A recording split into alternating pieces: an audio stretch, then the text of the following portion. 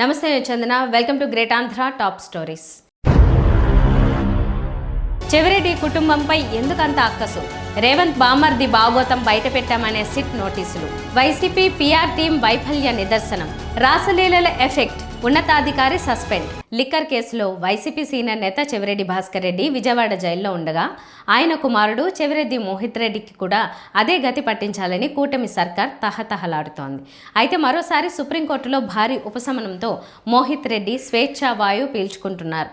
గత ఎన్నికల్లో తిరుపతి జిల్లా చంద్రగిరి నుంచి మోహిత్ రెడ్డి వైసీపీ తరపున పోటీ చేసి ఓడిపోయారు. వైసీపీ హయాంలో చెవిరెడ్డి భాస్కర్ రెడ్డి అత్యంత శక్తిమంతంగా వ్యవహరించినప్పటికీ రాజకీయ ప్రత్యర్థుల్ని ఇబ్బంది పెట్టిన దాఖలాలు లేవు. ఏ రోజు చంద్రబాబు ఆయన కుమారుడు లోకేష్పై మీడియా ముందుకొచ్చి విమర్శించిన పాపాన పోలేదు. రాజకీయాల్లో ప్రత్యర్థుల్ని ఆయన ఏనాడు శత్రువులుగా చూడలేదు. కేవలం ప్రత్యర్థులుగానే చూశారు. వాళ్లకు అవసరమైతే అధికారాన్ని అడ్డం పెట్టుకుని పనులు కూడా చేసినట్టు చెవిరెడ్డిపై వైసీపీ నాయకుల ఆరోపణ, ఆగ్రహం.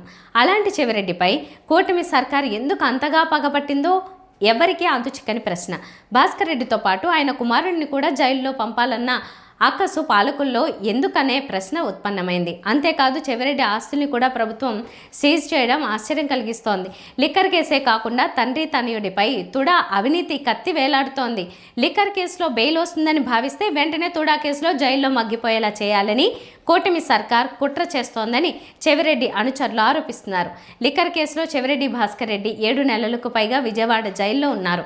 మద్యం వల్ల తన కుటుంబం చాలా నష్టపోయిందని, తనకు తాగే అలవాటు కూడా లేదని, అన్యాయంగా కేసులో ఇరికించారని చెవిరెడ్డి భాస్కర్ రెడ్డి జైలుకు వెళ్లిన తర్వాత కూడా అనేక దఫాలు ఆవేదన వ్యక్తం చేశారు.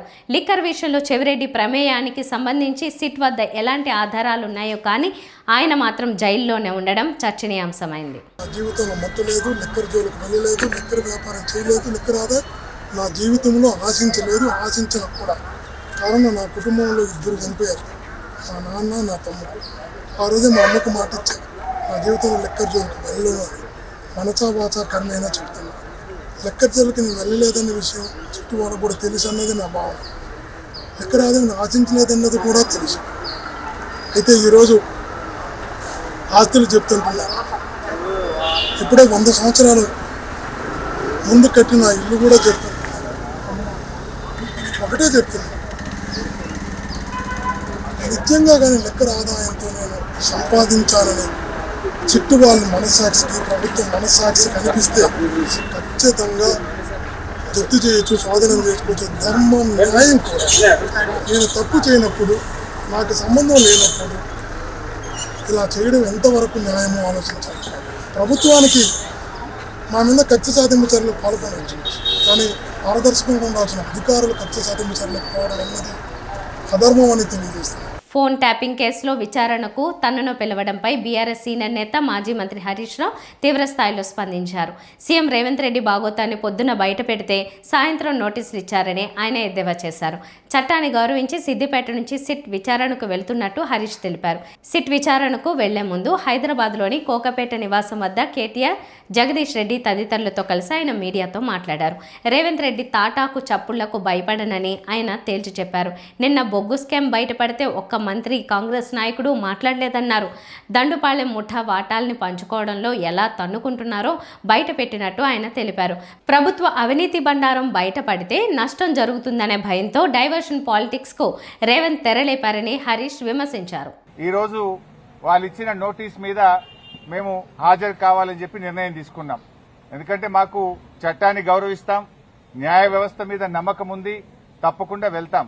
మేము ఏ తప్పు కూడా చేయలేదు, అందువల్ల భయపడము. ఈ రేవంత్ రెడ్డి తాటాకు చప్పుళ్లకు బెదిరే ప్రశ్నే ఉత్పన్నం కాదు. ఎందుకంటే ఇలా రేవంత్ రెడ్డి మాకు తెలుసు, నిన్న ఆయన బావమర్ది భాగోతాన్ని పొద్దున బయట పెడితే సాయంత్రానికి నోటీసు పంపిండు. ఆ భాగోతం మీద కనీసం ఒక్క మంత్రి గాని ప్రభుత్వం నుంచి స్పందన కూడా లేదు. ఎందుకంటే మేము అన్ని ఆధారాలతో నిజాలు బయట పెట్టినాం కనుకనే ఆ సమాధానం లేక డైవర్షన్ టాక్టిక్స్ కోసం ఈ నోటీస్ పంపిండని అర్థమైతా ఉంది. రాజకీయాల్లో సానుకూలత కంటే వ్యతిరేకతకే ఎక్కువ ప్రాధాన్యం ఉంటుంది. ప్రత్యర్థులపై వ్యతిరేకతను ప్రచారం చేయడం ద్వారా అధిక ప్రయోజనం పొందొచ్చని అనుకుంటుంటారు. ఈ విషయంలో టీడీపీ దుష్ప్రచారమే నిదర్శనం. తమపై లెక్కలేనని మచ్చలు పెట్టుకుని కూడా వైఎస్ జగన్పై లేని మచ్చల్ని కూడా చూపుతుంటారు. ఇదే రాజకీయం అంటే. వైఎస్ జగన్ దురదృష్టం ఏంటంటే వైసీపీ మంచి పాలన గురించే కాదు, టీడీపీ అప్రజాస్వామిక విధానాల్ని ప్రజలకు చేర్చడంలో పీఆర్ టీం అట్టర్ ఫ్లాప్ అయింది. వైసీపీ పీఆర్ టీం అసమర్థత గురించి చెప్పడానికి తాజా ఉదాహరణ అనంతపురం అర్బన్ ఎమ్మెల్యే దగ్గుబాటి వెంకటేశ్వర ప్రసాద్ ఇటీవల ముస్లిం మైనార్టీ మహిళా డాక్టర్ భర్తకు ఫోన్ చేసి బండబూతులు తిట్టిన ఆడియో సోషల్ మీడియాలో వైరల్ అయింది.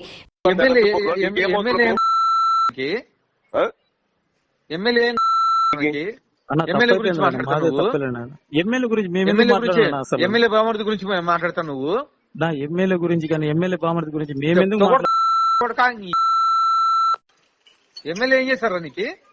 ఎమ్మెల్యే చూసావు నువ్వు? మాట్లాడినా ఇవన్నీ చెప్తా కొడతా. ఎమ్మెల్యే గురించి మాట్లాడతారు నువ్వు మాట్లాడతావు? ఎమ్మెల్యే గురించి మాట్లాడతావురా లేకపోతే ఎమ్మెల్యే బామర్ది గురించి మాట్లాడతావు నువ్వు? ఎమ్మెల్యే బామర్ది మోహన్ చూసావు? వినడానికే ఇబ్బంది పడేలా అందులోనే అసభ్య మాటలున్నాయి. నిజానికి అధికార పార్టీ ఎమ్మెల్యే తీరును టీడీపీ, దాన్ని మోసే మీడియా కూడా సమర్థించలేని పరిస్థితి. దీన్ని రాజకీయంగా వైసీపీ అద్భుతంగా వాడుకుని ఉండొచ్చు.